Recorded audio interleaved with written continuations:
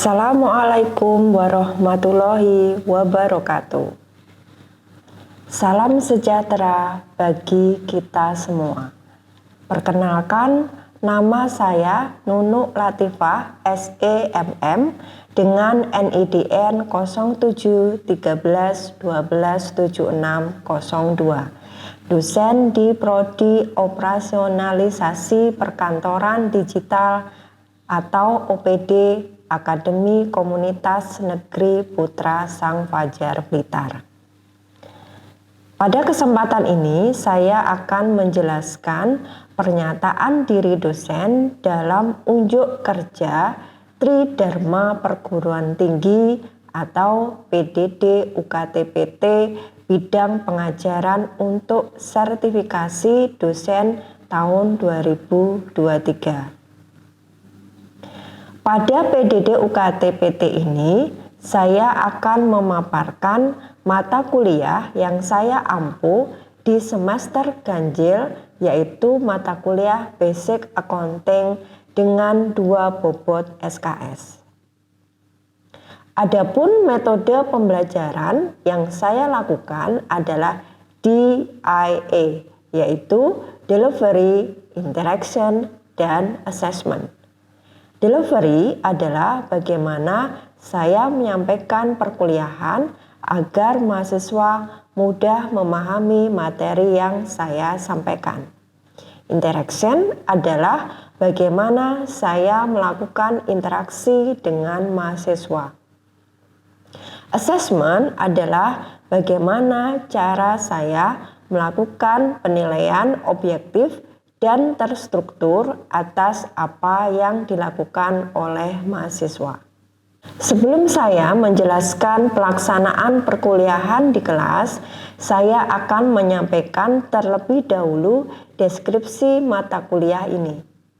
Mata kuliah ini memberikan bekal pengetahuan dan keterampilan dasar kepada mahasiswa tentang konsep dasar akuntansi dan proses akuntansi, mulai dari bukti transaksi sampai dengan menyusun laporan keuangan yang berupa laporan rugi laba, laporan posisi keuangan, dan perubahan ekuitas untuk usaha dagang. Capaian pembelajaran mata kuliah ini, mahasiswa diharapkan 1. Mengetahui konsep dasar, tujuan dan profesi dalam akuntansi. Yang kedua, mengetahui proses atau siklus akuntansi. Ketiga, mengetahui cara mengidentifikasi transaksi dan menyusun persamaan akuntansi. Yang keempat, mengetahui perbedaan akun real dan nominal.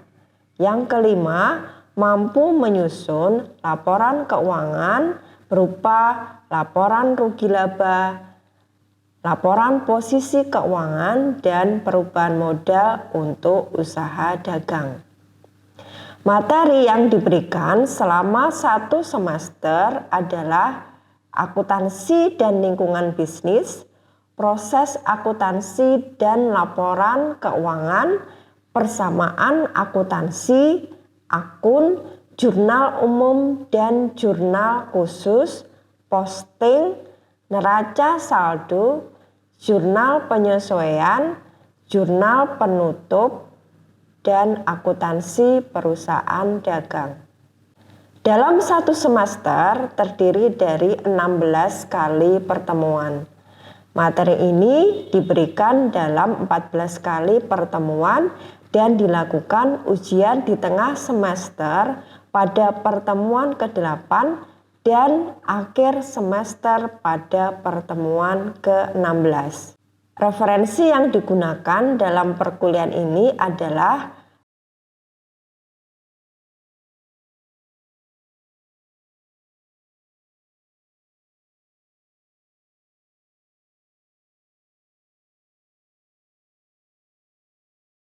media pembelajaran yang saya gunakan adalah Google Classroom dan melalui WA Group sebagai sarana penyampaian materi secara online diskusi, informasi, tugas, dan penilaian. Adapun metode pembelajaran yang saya lakukan adalah ceramah, diskusi, dan case method sebagai bobot evaluasi. Untuk bobot penilaian, kehadiran 20%, tugas 15%, kuis 10%, harian 20%, UTS 15%, UAS 20%. Selanjutnya saya akan menyampaikan video pelaksanaan pembelajaran di mata kuliah Basic Accounting. Terima kasih. Wassalamualaikum warahmatullahi wabarakatuh. Assalamualaikum warahmatullahi wabarakatuh. Waalaikumsalam warahmatullahi wabarakatuh. Ya, selamat siang. Bagaimana kabarnya hari ini? Alhamdulillah. Ya, hari ini kita masuk pada mata kuliah Basic Accounting, di mana untuk pertemuan kita hari ini masuk ke pertemuan yang kedua. Ya, tapi sebelumnya kita akan mereview dulu mata kuliah yang sudah kita laksanakan di minggu kemarin. Ya, ada yang masih ingat apa yang kita bahas kemarin? Ya. Kemarin kita membahas tentang sejarah perjalanan akuntansi. Ya, jadi kemarin kita membahas tentang perjalanan akuntansi. Ya, apa sih yang Anda ataupun yang kalian tahu dari perjalanan akuntansi ini? Saya Ya, silakan. awalnya sebuah buku yang di dalamnya berjudul Summa de Arithmetica, Geometrica Portione et Proportionalia. Dalam buku tersebut terdapat subjudul Actus de Computius et Scriptoris yang mengajarkan sistem pembukuan. Ya, jadi di salah satu buku itu menjelaskan bahwa adanya sistem pembukuan berpasangan. Ya, nah ada yang tahu apa yang dimaksud dengan sistem pembukuan berpasangan? Ya, silakan. Berpasangan adalah sistem pencatatan semua transaksi menjadi debit dan kredit. Ini diatur agar selalu seimbang.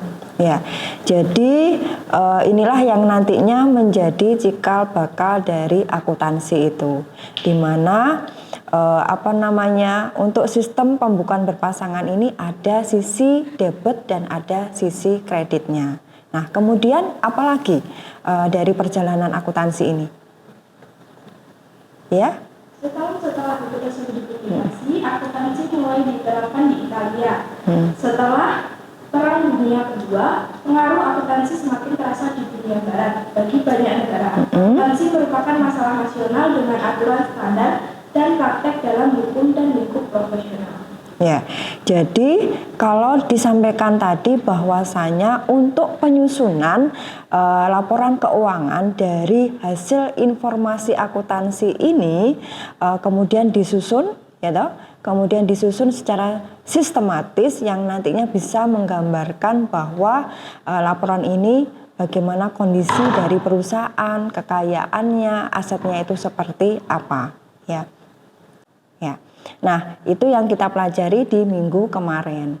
Nah, sekarang kita akan lanjut ke materi atau pertemuan kedua yang berkaitan dengan konsep dasar akuntansi dan pihak yang menggunakan laporan akuntansi ini nanti. Ya. Oke, sebelumnya kita lihat dulu untuk slide-nya. Oke, sekarang kita akan lanjut ke pertemuan yang kedua. Ini nanti akan membahas tentang apa. Yang pertama akan saya sampaikan terlebih dahulu tujuan pembelajaran kita hari ini. Yang pertama, nantinya mahasiswa akan memahami konsep dasar akuntansi, kemudian memahami tujuan informasi akuntansi, dan memahami pihak-pihak siapa saja yang akan ataupun yang memerlukan informasi akuntansi.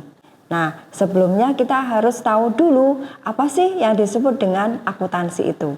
Nah, kira-kira apa? Ya. Berhubungan dengan uang atau rupiah. Ya, akuntansi itu biasanya berhubungan dengan nilai uang. Ya. Kemudian apa lagi? Ada debit kredit. Ya, jadi berdasarkan apa yang kita pelajari sebelumnya, untuk sistem pembukuan berpasangan itu syaratnya adalah ada debit dan kreditnya. Di mana debit dan kredit ini adalah kebutuhan pokok sehari-hari. Nah, sisanya otomatis nanti pasti ya nilainya sesuai dengan yang kita keluarkan. Misalkan ternyata ada sisa, berarti kan nilainya juga sama, ya kan? Nah, kalaupun misalkan ternyata pengeluarannya itu lebih besar, berarti otomatis ya pengeluaran kita atau biaya yang dikeluarkan itu berasal dari mana? Hutang ataupun apa gitu ya. Oke, kemudian ada lagi selain tadi berkaitan dengan nilai uang, kemudian berkaitan dengan sisi debit dan kredit, ada lagi apa? Cukup? Oke. Nah, sekarang berarti tadi ya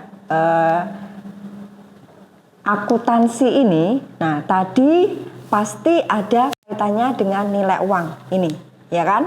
Kemudian dari nilai uang ini nanti kita lakukan yang namanya pencatatan, ya kan? Kemudian tadi disebutkan ada sisi debit dan kredit, ya. Makanya kita bisa menyimpulkan bahwa untuk akuntansi ini harus ada prosesnya, di mana untuk menentukan ataupun sebelum kita catat itu harus kita identifikasi terlebih dahulu, ya kan? Harus kita identifikasi transaksi ini termasuk pengeluaran ataupun pemasukan ataupun biaya ataupun yang lainnya, ya. Kemudian record di sini adalah proses pencatatannya ini, ya. Nah, kemudian nantinya dari hasil proses ini nanti menjadi suatu informasi yang bisa kita komunikasikan kepada pihak-pihak yang membutuhkan informasi akuntansi itu, ya. Nah, dengan adanya 3 ini nanti bisa disebutkan bahwa akuntansi itu juga disebut sebagai bahasa bisnis. Ya, karena apa? Di dalam bahasa bisnis itu atau di dalam akuntansi ini pasti menggunakan yang namanya simbol ataupun kata ataupun istilah yang hanya dipahami oleh pihak-pihak yang membutuhkan informasi itu. Ini. Jadi kalau dari beberapa yang kita sudah pelajari tadi, berarti akuntansi itu bisa kita terjemahkan bahwa pengertiannya adalah proses. Jadi sebelum menjadi suatu informasi itu harus melalui proses terlebih dahulu, ya. Prosesnya apa? Identifikasi tadi, ya kan? Identifikasi. Kemudian mengukur, karena apa? Dapat dinilai dengan uang, ya. Kemudian melaporkan, karena hasil dari hasil dari proses akuntansi ini akan menjadi sebuah informasi yang akan menjadi dasar dalam pengambilan keputusan, ya, itu. Kemudian kita lanjut berikutnya. Nah, agar nantinya informasi yang dihasilkan dari proses akuntansi ini dapat menjadi dasar dalam pengambilan keputusan, maka perlu ada istilahnya kita harus mengemas agar nantinya informasi ini mempunyai kualitas yang baik.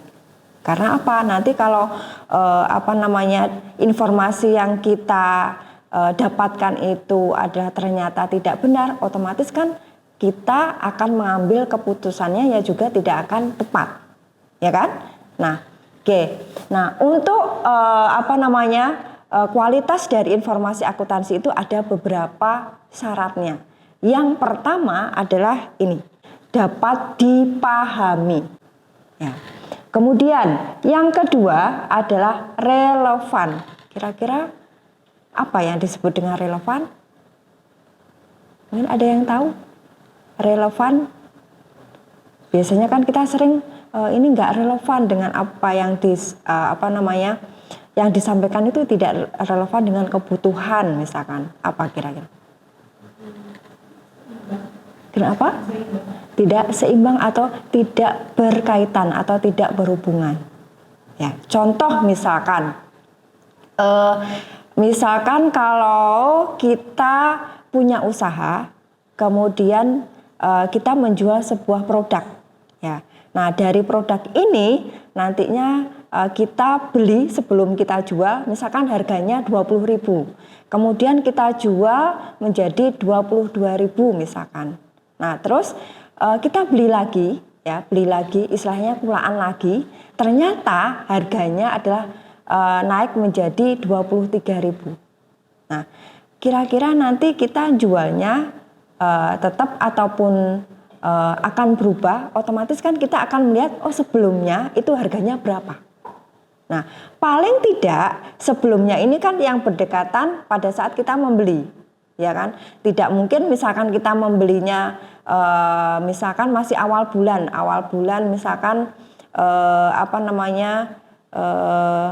Agustus kemarin, tapi kita menghubungkannya atau mengkaitkannya dengan pada saat kita membeli produk ini pada tahun 1990 misalkan, kan nggak ada kaitannya, ya kan? Nah, itu yang disebut dengan relevan.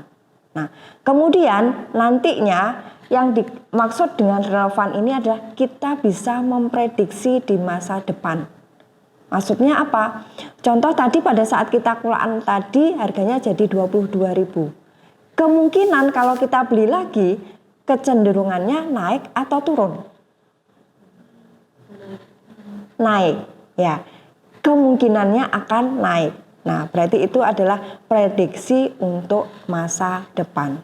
Nah, biasanya untuk prediksi ini kita juga akan memperhitungkan kondisi pasar sekarang, kemudian konsumennya seperti apa, akhirnya kira-kira atau kemungkinan harga pada saat saya membeli itu adalah akan mengalami kenaikan, ya kan? Itu. Oke, kemudian kualitas informasi yang ketiga adalah reliability. Nah, kira-kira yang dimaksud dengan reliability itu apa? Real itu artinya berarti apa?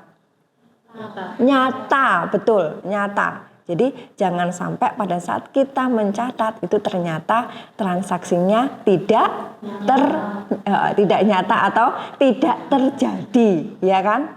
Nah, kalaupun nyata, buktinya apa? Berarti buktinya apa? Bisa kita telusuri sumbernya atau kronologisnya bisa kita telusuri. Contoh tadi, misalkan kalau kita membeli produk A dengan harga tadi 22.000, ya. Terus buktinya apa? Misalkan kita meminta tolong kepada pegawai kita untuk membeli. Buktinya apa? Buktinya adalah biasanya kalau kita membeli di swalayan atau di supermarket atau di toko, biasanya apa? Buktinya adalah struk bisa, nota bisa, ya kan? Itu adalah bukti yang bisa kita jadikan bahwa transaksi itu adalah real, ya. Terus misalkan kita telusuri lagi, notanya ada, terus belinya di mana? Biasanya kan nota juga ada nama tokonya, bener nggak? Biasanya kan ada juga yang nama tokonya adalah sebenarnya nggak ada, tapi kita buat nota, ya kan? Nah, ternyata ada, nah itu kita telusuri agar nantinya bisa menjaga kualitas dari informasi akuntansi. Real berarti adalah kita bisa telusuri secara kronologisnya seperti apa. Ya. Oke. Kemudian yang terakhir, kualitas informasi keuangan harus dapat dibandingkan. Nah, maksud dibandingkan itu berarti apa? Kayak lagu ya aja dibanding-banding nih. Kalau ini berarti apa? Malah bisa atau dapat dibandingkan dengan yang lainnya, ya. Nah, maksudnya adalah pada saat menyusun laporan keuangan hasil dari akuntansi tadi itu bisa kita bandingkan periode sebelumnya, bulan sebelumnya, 6 bulan sebelumnya, ataupun 1 tahun sebelumnya. Itu bisa kita bandingkan. Atau bisa juga kita bandingkan dengan perusahaan atau usaha sejenis. Contoh misalkan kita punya usaha dagang. Di sana juga sama. Ada teman kita yang punya usaha dagang juga yang produknya sama. Nah, terus bagaimana laporannya? Oh, ternyata mereka lebih untung. Karena apa lebih untung? Nah, itu bisa kita bandingkan. Ya, tuh. Oke. Nah, mungkin dari sini ada pertanyaan, silakan sebelum saya lanjutkan.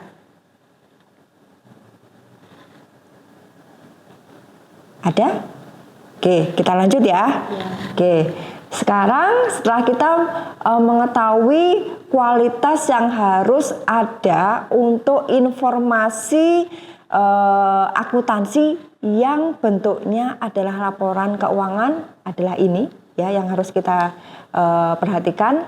Kemudian, nah setelah informasi keuangan yang bentuknya adalah laporan keuangan itu yang membutuhkan siapa saja. Ya. Kita masuk bahwa untuk laporan keuangan itu yang membutuhkan dibedakan menjadi pihak internal dan pihak eksternal. Ya. Nah, yang dimaksud dengan pihak internal itu siapa? Siapa? Mungkin Sela, ya?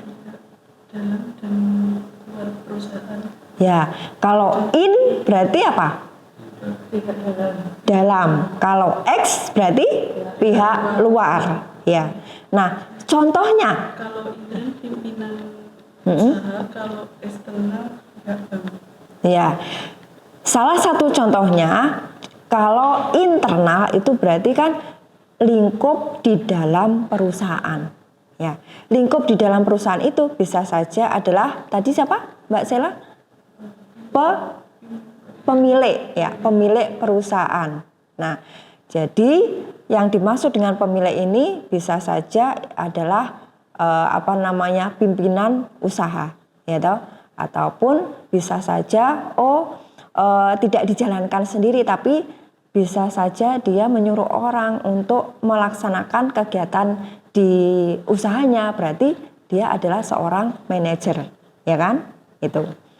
Oke, kira-kira kalau untuk seorang pemilik ataupun seorang pemimpin usaha itu menggunakan informasi akuntansi yang berupa laporan keuangan itu untuk apa?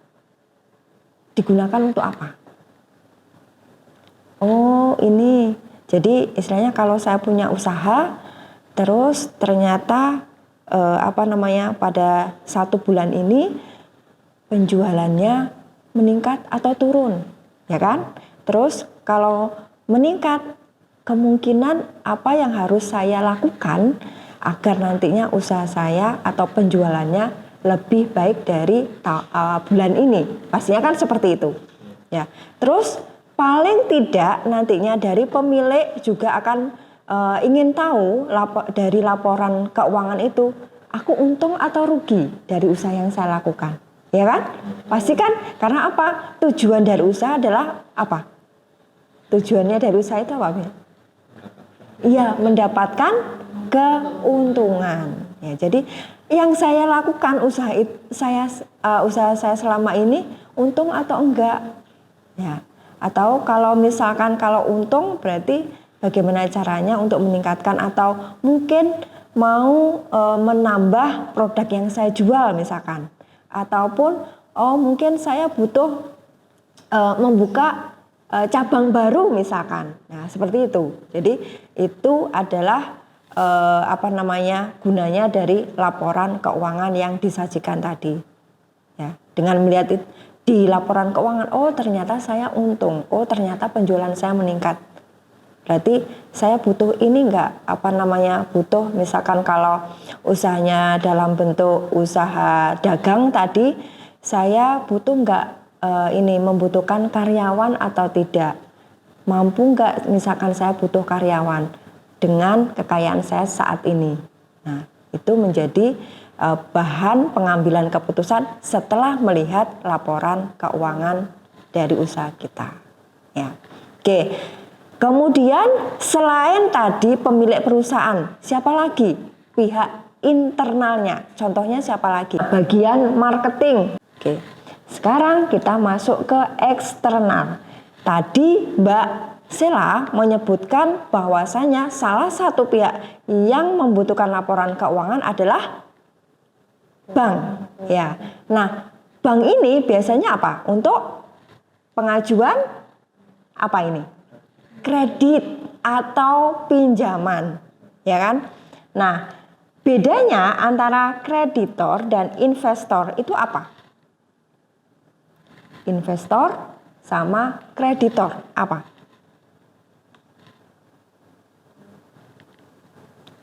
Apa kira-kira? Kalau investor itu pemasok dana, jadi nanti keuntungannya bisa dibagi dua. Iya, terus kalau yang kreditor? Kalau kreditor perusahaannya